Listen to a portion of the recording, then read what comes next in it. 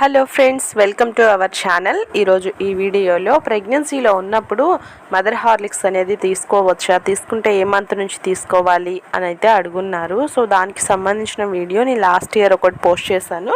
So ఇప్పుడు తెలియని వాళ్ళకు కూడా తెలుస్తుంది అన్నట్లుగా ఈ వీడియో అయితే షేర్ చేస్తున్నానండి. సో ప్రెగ్నెన్సీలో ఉన్నప్పుడు మదర్ హార్లిక్స్ అనేది కంపల్సరీగా తీసుకోవాలా అంటే తీసుకోవాలి అని రూల్ అయితే ఏమీ లేదు, జస్ట్ మీ ఇష్టము. అంతేకాకుండా ప్రెగ్నెన్సీలో ఎవరైతే ప్రెగ్నెన్సీ వీక్గా ఉంటుందో అండ్ పాలు తీసుకోవాలి అని అనుకున్నప్పుడు కొంతమందికి పాలు అస్సలు పడవు, వాటి స్మెల్ కూడా పడదు.